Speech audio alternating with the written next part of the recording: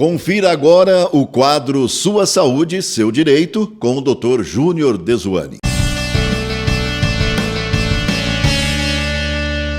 Boa noite, amigos do Conecta, mais um programa Sua Saúde, Seu Direito, trazendo aqui para os amigos do Conecta informações a respeito da sua saúde. E hoje temos mais duas questões aqui que nos foram colocadas pela produção. Nós vamos passar aí para os nossos amigos discutir dois assuntos aqui importantes, né?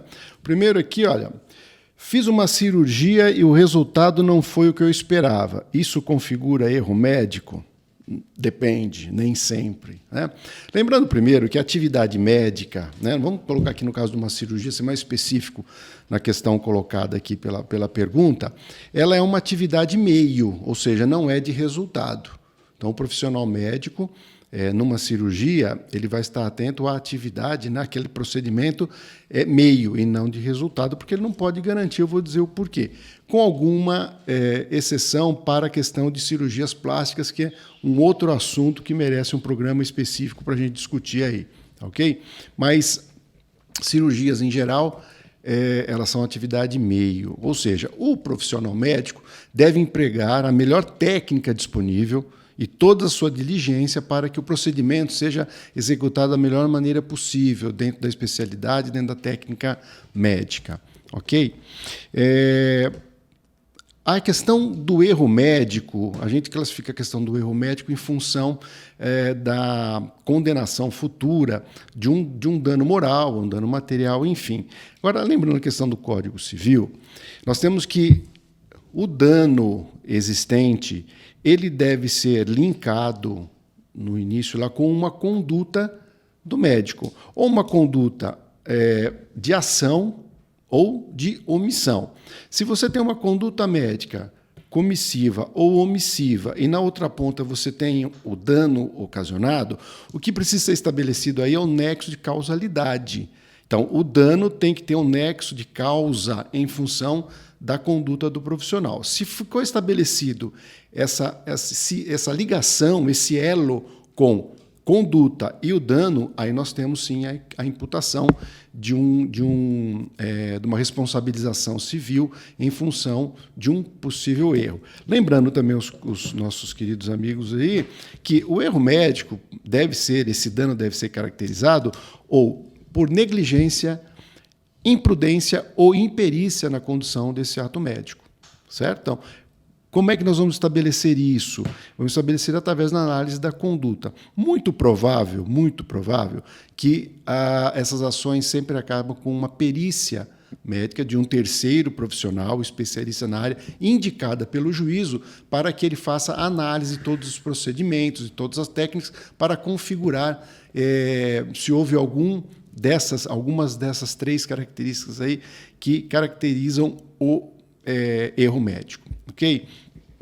Lembrando que nem sempre, né? Eu disse a questão do dano, importante, porque tem um caso emblemático que a gente traz sempre para elucidar essas questões, é o fato de uma mulher que fez uma cirurgia no abdômen, passou, 15 anos ou mais, eu não me lembro agora, eu não consegui localizar a jurisprudência, mas eu sei que foi um tempo razoável. Depois de 15 anos, ela fez um exame, ela foi fazer um outro exame, né, de rotina, e detectou que tinha alguma coisa estranha, objeto estranho no seu abdômen, e foi investigar, né, mais a fundo. Tratava-se de um pedaço de gaze que foi esquecida de uma cirurgia realizada há muito tempo, né? Ela ingressou com uma ação civil contra o médico por erro médico, pedindo dano moral. E o tribunal não reconheceu o dano moral. Por quê? Embora tenha ficado um objeto estranho, mas não causou nenhum dano a ela. Ela não teve nenhum dano à sua saúde, não houve nenhum dano à questão psicológica. Ela nem sentia, ela descobriu por acaso. Então, não houve o dano, então, consequentemente, não tem que se avaliar a questão da conduta do médico. Então, isso é interessante, porque nem sempre, aí respondendo a pergunta, nem sempre o resultado de uma cirurgia, ele configura um erro médico. Por quê? Nós vamos lembrar que nós somos seres humanos, né, individuais. Cada ser humano reage de uma maneira. Então, uma cirurgia que é praticada no indivíduo, que corre tudo bem, num outro pode não acontecer.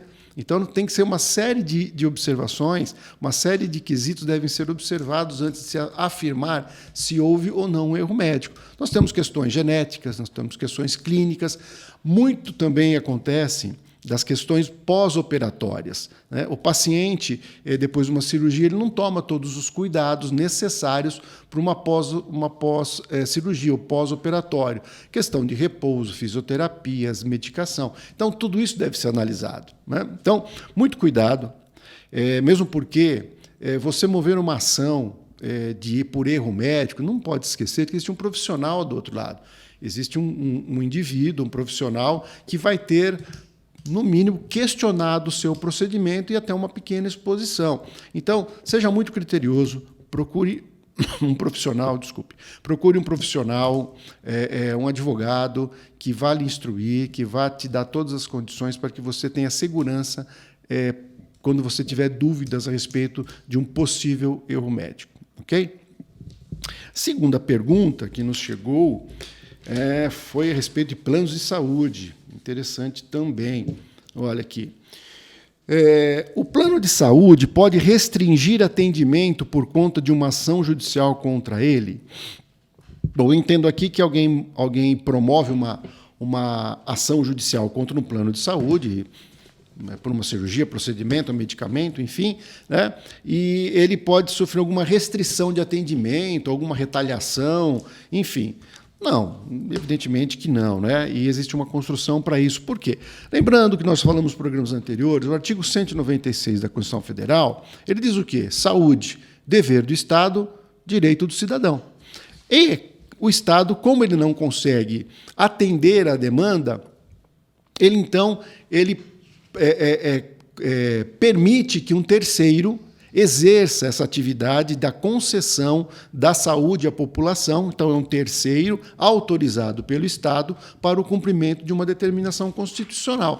E nada mais é do que o plano de saúde. O plano de saúde, para operar o plano de saúde, ele tem que ter uma autorização, ele tem que estar registrado seguindo as normas da ANS, Agência Nacional de Saúde Suplementar, questão de regramento dessa agência e também da legislação.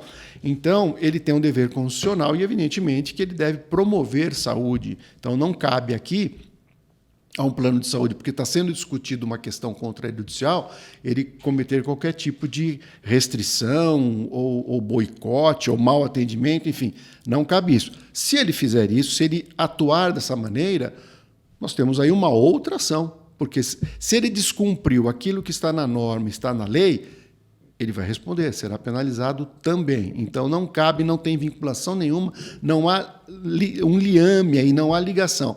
A ação caminha para a busca do seu direito e a relação contratual, a obrigação contratual que o plano tem, deve continuar da mesma maneira. Ele cumprindo com suas obrigações, com o seu dever, e você também, enquanto beneficiário desse plano. Ok? Trago aqui também algumas informações a respeito desse assunto, né? Que é muito comum as pessoas assim, o plano de saúde cortou o meu plano, ele rompeu o meu plano, eu não sabia. A gente chama isso de uma rescisão unilateral, ou seja, o plano, de um lado só, por parte dele, rescinde um contrato. Né? Só existem duas maneiras, possibilidades do plano de saúde fazer uma rescisão contratual unilateral. A primeira é por fraude, a segunda por inadimplência. Né? Mas fraude como? Fraude. Você pode, na hora da contratação de um plano, omitir uma doença pré-existente. Né? Então, se algumas pessoas, né, hipoteticamente, contratam um plano de saúde, omitem que tem uma doença pré-existente e depois quer ser tratado fora da carência, mas ele já tinha conhecimento prévio. Evidentemente, a fraude deve ser também comprovada, o dolo daquela pessoa na hora do contrato. Né? E a segunda que eu disse é a questão da inadimplência. Quando você deixa de pagar o plano de saúde, evidentemente que o plano não tem obrigação de lhe atender, porque você não cumpriu com o seu dever. Porém, existem parâmetros legais para isso. Né? A Lei 9656 de 98, no artigo 13, estabelece que a inadimplência tem que ser superior a 60 dias, né, ininterruptas ou não, dentro do prazo de 12 meses, e segurado, né, o beneficiário, deve ser notificado comprovadamente até o 50º dia do débito sobre a sua inadimplência, ok? Então tem que ser comprovado essa notificação. Então você vai receber um comunicado dizendo que você está inadimplente e se você não tomar providência dentro do prazo legal, aí sim o plano pode, inclusive, fazer a rescisão unilateral, ou seja, da parte dele, e você perder o seu plano. Então fique muito atento quando você tiver, por acaso, algum problema financeiro, fique atento à questão desses prazos, ok? Muito obrigado, meus amigos. É isso por hoje. Eu fico aqui e lembrando novamente, nós estamos aguardando os nossos questionamentos, assuntos que você, nossos queridos amigos aí do Conecta, gostariam de ver discutidos aqui no programa Sua Saúde, Seu Direito. Pelo Facebook ou Instagram, Júnior Dezuani, minúsculo, tudo junto, ou pelo WhatsApp aqui do Conecta, que é o 17 992 48 9494. Boa noite, amigos.